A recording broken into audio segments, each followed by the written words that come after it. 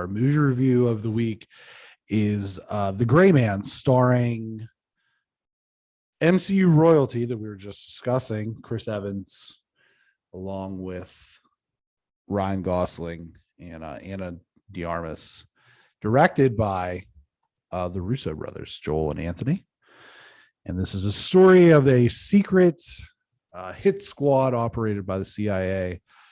And one of the assassins, Sierra 6, played by Mr. Gosling, finds some delicate information, and they turn to sociopathic CIA dropout Lloyd. What was his last name? I think it starts with an H. Holmes? Holmes, yeah. I think that's right. I think that's yeah.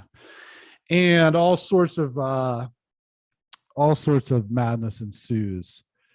So, what were your thoughts on The Gray Man? Which is confirmed. I'll add before I'm sorry to cut you off, but confirmed to already have a sequel in development, and Lloyd Hansen, but already have a sequel and a spin-off in development. Wow. So I was listening to a movie podcast where we were talking about like a certain person just like isn't in on the joke, like the lead actor isn't in on a joke, and that can be like good for a movie or bad, but like in this particular case it was good. They're also talking about movies where like the actors are in on the joke, and like that's okay because it's just the movie maybe is ridiculous and you just do certain things, you look a certain way. And it was after watching The Gray Man, but I was like, oh, this is where The Gray Man kind of comes in. It's like Ryan Gosling and Chris Evans are like in on the joke of this being kind of insane, and that's okay.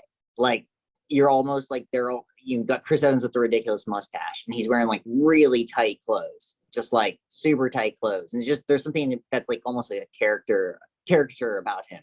And Ryan Gosling is, basically invincible, and he's like silent, and all these like kind of weird things about him where it's just they're so in on like being almost superheroes that aren't superheroes, and yet it's directed by superhero directors, and yet it isn't a superhero movie. And that's kind of the joke to me, and why I thought this movie was just insane.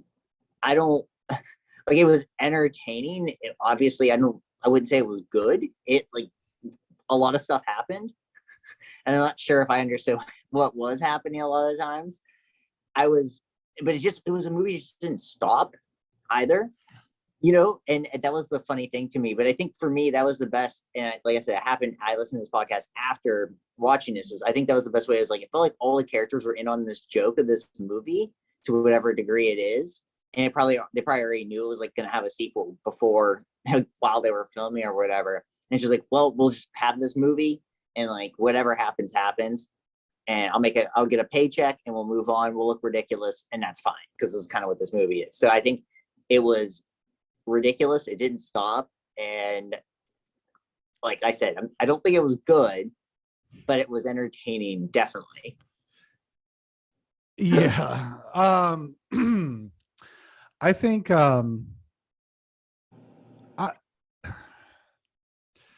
I think that the Russo brothers know how to direct an action set piece.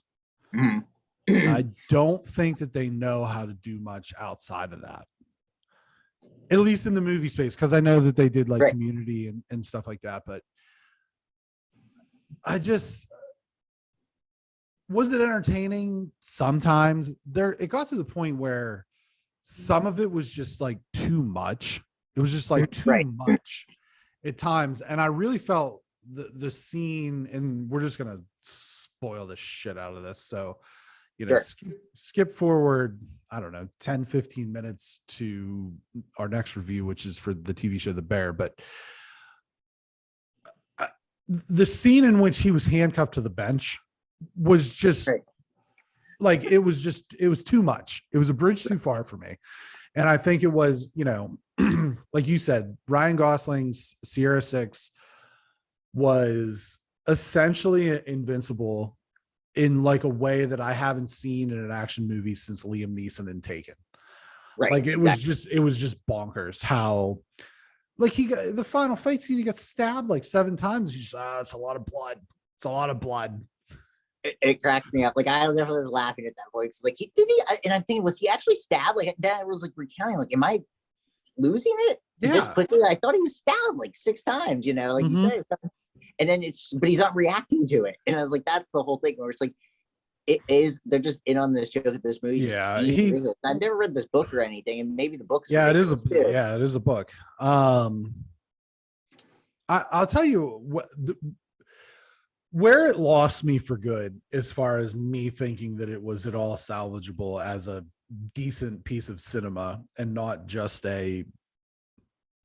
basically a Michael Bay movie, was when at the end of the park, or the handcuffed on the bench scene, where she picks him up in the evidently indestructible vehicle, according to the one character, and everything just like city blocks blown apart. The only logical explanation is if Optimus Prime was stomping through this city, and he like stops and turns around and looks at it and does an action man pose, and then gets back in the car. I was like, okay, I'm done.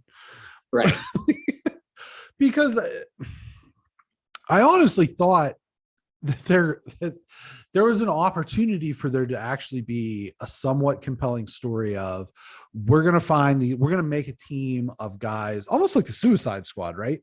Where it was like guys who are criminals who have displayed some of the characteristics that are, have the intangibles to fit this particular role. But they didn't really explain that at all. And it was just,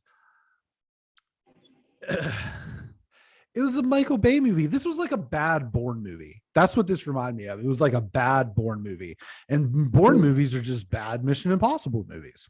Right. So this was like, if Jason Bourne is the poor man's Mission Impossible, then I guess the Gray Man was like the homeless man's Mission Impossible. Yeah. But I feel part of me too is starting to feel like, outside of Lightyear, which was just a voice performance, but Chris Evans is just like taking these roles where he was like, I was Captain America, I was stood for everything that was good, and now I have to be a sleazeball. Right. Because that's how he kind of was in Knives Out too. Well, he was a total sleazeball in Knives Out. And it's like, he's good at being sleazy. That's kind of like the funny thing about it. And I don't know that he is. Well, what I mean is that he enjoys it. That's like the thing that I think, like, and that's the joke behind it, is like, he was freaking Captain America. And so like the whole joke behind it is like, I have to be this sleazeball, but you'll never not think of me as Captain America. And that's what I mean. Like, that's where it's like the joke is there. And it's like, he is enjoying, like, he's chewing on the scenery in like not a great way. He's just like, I have to like do this now, because there's really no other way for him to do it. He has to be a sleazeball, he almost feels like at this point, because he was. But that's what I mean, is he feels like it, but I don't think that that's the case. I don't think he has to be that. And it's kind of a bummer. He enjoys it so much. It's so funny. I guess, but I don't know. I mean, the thing I thought about with this movie, I wish they would have maybe reversed the roles. Like, Gosling is the sleazeball, because I don't like, he's not known as a hero, or like, he's just kind of there. I mean, in the aughts, he did more of like these kind of dramatic movies, and he's known as like a nice guy and things like that. But I think it's a little easier to take like, it's easier to probably say you could root for Chris Evans as like the good guy, even though there's not really a good guy in this. I don't know. It was just a weird, weird movie. It was just a weird. How do you? But then it becomes, it's a movie directed by the Russo brothers, where one spy is trying to kill another spy, and one of them's Chris Evans. How is this not just Winter Soldier? Right. And I called it Spy. When people ask me what it was about, I was like, I think it's just like Spy versus Spy. You remember that comic book? Yeah. They made a movie of that too, I think. Yeah. Some of the secondary characters we can get into. Ana de Armas played I would say probably the most tertiary character. Yeah. In the film, another CIA operative, Danny Miranda, Billy Bob Thornton as Fitzroy, Jessica Henwick as Suzanne Brewer. How do you say the Bridgerton guy's name? It's Roger Jean?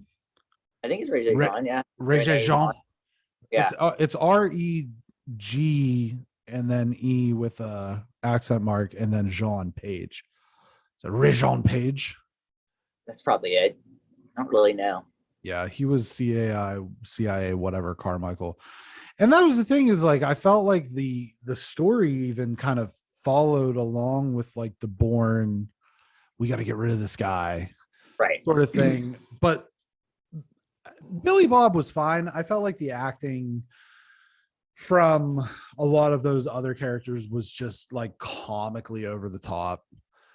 I was genuinely excited for this. And I think that this is, you have said this many times, this is exactly as good as this movie could have been for a Netflix movie. Mm-hmm. Right. Yeah. If this movie comes out in theaters, I guarantee if this was a theater release movie, like only theater release, because it came out in theaters first and then Netflix. Yeah. If this was just a theater release, the movie's different. They just do it differently. But I really do think that, but they're like, nah, whatever. It's a paycheck and let's move on. And no one will think about, it was the #1 movie all week, and that's good. And that's all they really care about with these kind of things. So put a score on The Gray Man. I will give it, because it's not like terrible. It was a thing where like I wasn't upset after watching it. I kind of was. I wouldn't say I was upset. It's a thing. I wasn't upset. I was disappointed. Yeah. That's, that kind of thing. So I will give it, I think the highest it could have been is like a 7. I think the highest possible could have been is a 7. For me, it ends up being like a 5. It's just like very baseline. Like you said, like this is there was just nothing. There was nothing great. There was nothing great about. There was, to me, never anything bad. It was just always kind of mid the entire level. It just never. I fucking hate that term, but okay. But if like, there's no other way to say it. It's just mid-level. Just say mid-level or mid-tier. Okay, and it just never. Or middling. Like, it was probably like a 5.5, a 4.5, a 5. It just kind of kept doing that and just like wiggled its way the whole. That's what I would give it. I don't. Perfectly average. See, to me though, perfectly, like this is why I don't like giving things scores. And we talked about, we're not going to give scores, but then you can't not give scores. Yeah. And it's like, I would. It's weird to say.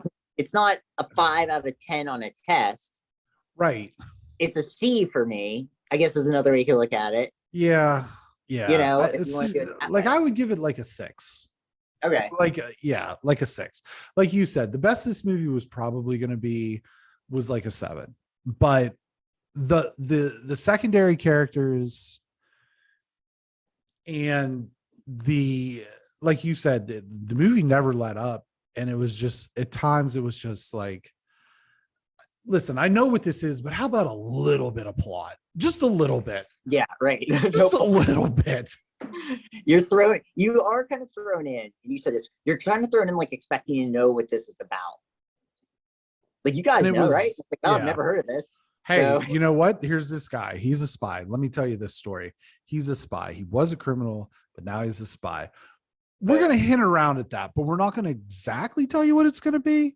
And then here's this guy. He's crazy. That's all you need to know. You just need to know that he's crazy.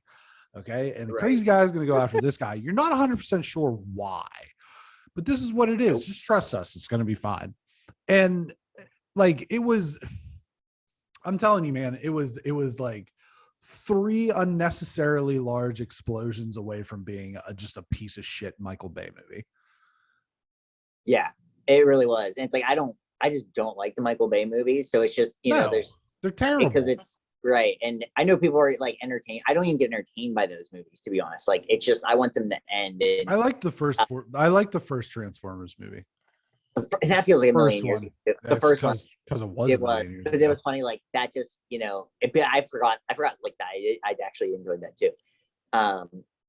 Yeah, it's funny. Like I said, to me, it's very right down the middle of the road. it's a perfect Netflix movie. It's yeah. And I think that's fair. Actually, I think that's fair. And to say a 5.0 or a C, but like remember, sorry, stumbled there. Remember when Netflix just had like these really mid-level movies, or they just mailed you DVDs, and like that was, I guess, when they first started making movies, they were just fine, because the whole idea was it was to Netflix and chill, not like Netflix and care, not any of this stuff. It was literally like, you're just supposed to have this on in the background, so you could be on. These movies are made for you to be on your phone, and you're not going to miss anything because there's no plot. No, not really. So it grades out to a 5.5. Yeah, essentially, which is totally fine.